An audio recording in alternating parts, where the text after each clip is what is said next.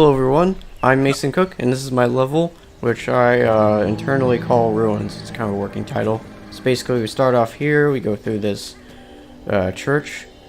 There's some debris that kind of leads the player away from that part of the room and onto the grabbable ledge.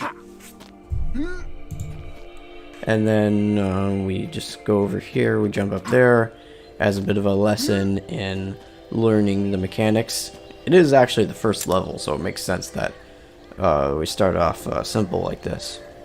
Kind of these benches are placed randomly around, like in disorganized patterns, just to make it more believable. And then we find the first note here. It's from an explorer.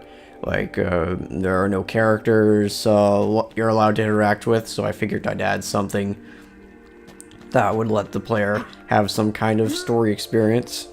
I had some doors there as well, just to make the environment feel a bit more believable, instead of just like a big maze with no entrances or exits. Obviously you can't access the doors or anything. But over there we have like a light that kind of shows where you can expect to go to. Lights are a great method of communication, and just we activated that little switch that also activates like that thing that lets you get out. There, it extends the walkway. I also added like cutscenes for opening the doors, since I noticed that was an issue in playtesting. I'm very glad I did it. Also, the player just missed like a little hidden treasure I put in the level. Here's the second diary. I wanted to kind of reflect how like unusually athletic the player is by making like the person who went through here previously just like really tired, and like even right here the explorer just straight up died. He broke his leg because he's just not as great as the player. And I like it when games like reference like the abilities of the player compared to the average person. It makes the game environment feel like more grounded, in my opinion. So basically you can see up there that's where you need to go, but you can't reach there right now because the platform to the right is not turned yet. So we're gonna climb up here and we're gonna turn it. Another cutscene. I actually had to replace the texture on that one platform because the way I like tiled textures made it look really weird. Like you may have seen it on the door. I thought it looked okay on the door, but not on that rotating platform. So you go up here, you press that button, and now the bridge lowers.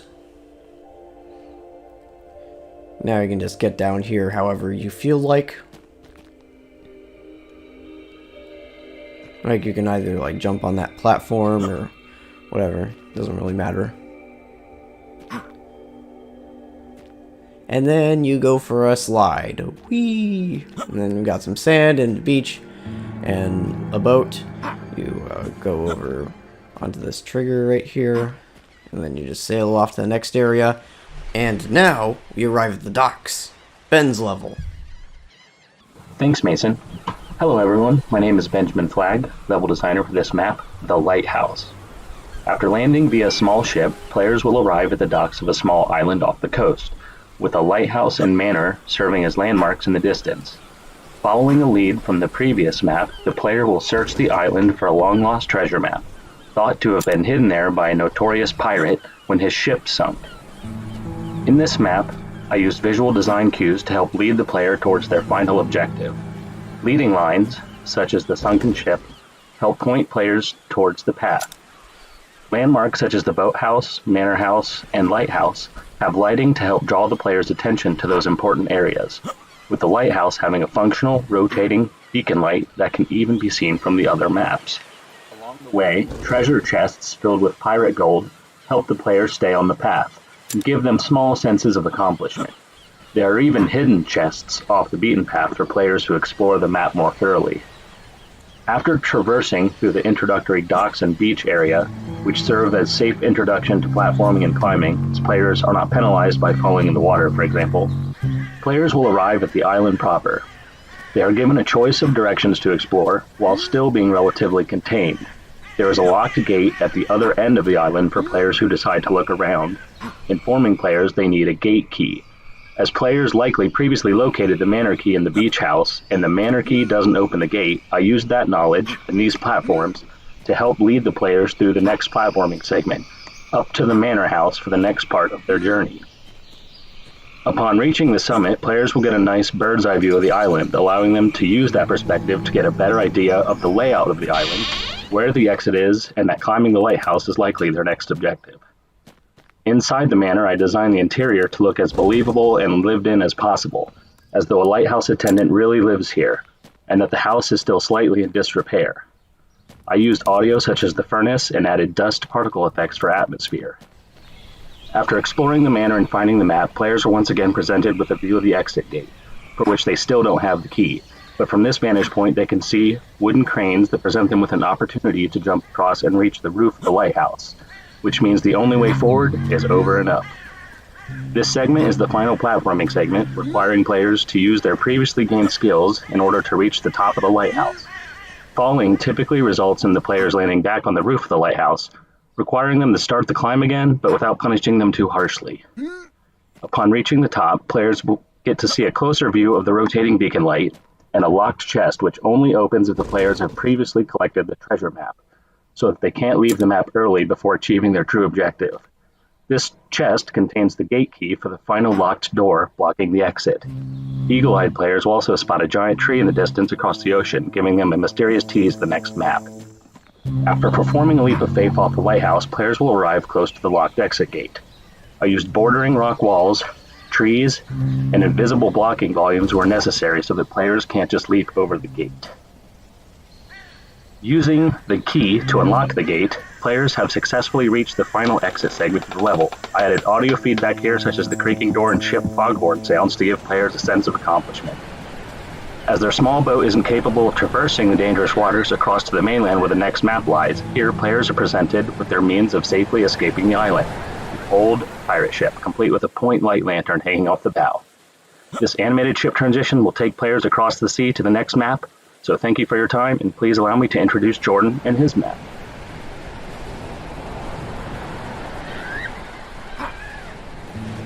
Hello everyone, my name is Jordan Rao, and this is my level called The Bluffs. You start here on the beach and immediately head to this cave. So the inspiration I had was I wanted this kind of high cliffs, tropical island. Immediately upon getting to the cave and heading over these planks, you'll get to a door that you can't open. This is an example of a gate for the player. So heading to the only path we can, heading through this cave with some light streaming down from the tunnel, we head into this storage room area. So in here, we'll find a chest with a red glow similar to the door at the beginning. And this relic will be called Relic A, exactly what's required for the door. So if we head back to test it, to see if we can get through, we'll see that, hey, it works, but we have another door. This one requires Relic B. So back to where we came from. If it wasn't noticed earlier, there was actually a light coming down from above. So, and there's some rope right here to indicate maybe that we can climb up. So, heading up here, we are now in this little kind of house area. From here, you can see an altar in the distance, the large tree to our left across the stream. And then, now we're going to head over to the altar to see what's over here, since that is our most immediate thing we see upon exiting the house. So, almost made the jump there. But there's probably a better way we can get up there. Third time's the charm. So, hang across these little drawbridges, we will get to the altar. So here we get the second key. This is Relic B. So now we have the third key, but oh hey, what's that? It's a landmark in the distance. Also, if you notice at the beach, this is the tower. So while we're over here, let's go ahead and just check it out. Now right here, if you had decided to check out the tower first, there's actually you can go two ways on that little shortcut area. So there's no need to backtrack through the way you came. At least if you go to the altar. For the tower itself, if you would head to the tower first, you actually are unable to go back because there's a valve in place to prevent you from doing so. So you'd have to go through the beach or go through the shortcut to make it anywhere else. So upon completing this little jumping puzzle here, we get the last relic, which is this green one. Now, to prevent the player from jumping out of the map, there's areas that have invisible walls, as well as there's areas that will respawn the player if they jump into the water. So, like around the tower, there are invisible walls to prevent that. So here is the valve right here. So it's extremely difficult to go back that way, if impossible. So the player will just need to go back down to the beach. Over here you can see some more like world building aspects. We have the statue indicating, hey, maybe there's some kind of ancient civilization that used to be here. The the house had supplies in it, so there's been people here before, but we don't know where they are now. It's kind of like ancient ruins kind of feel, in line with what we've already got going on. So making it through both doors, we now make it to the tree over the river. And as we climb up the tree, you'll see some more like trees and rocks in the distance, just kind of avert the player's eyes from out of bounds areas. And then finally, as we head through the tree, we make it to the mountain pass. Thank you for my level, and here's Raul Estebans. Hello, my name is Raul Esteban. I'm the level designer for this part of the game. My primary inspiration for this level is mostly along the lines of adventure games like Tomb Raider and Uncharted. I focused on the environment primarily on this level instead of the exploration elements. The reason for this is because I wanted the player to have a more linear experience for this part of the game. Since I wanted to make this level seem uninhabited, I only used natural lighting. Of course, in a cave, there's little of that. So I put a hole on the roof of this cave. It looks very natural, and it really catches the attention, especially with the waterfall. There's a good amount of ambient lighting where the exit was over at the cave. The purpose of this was to light up the area just a bit so that they can actually move through it.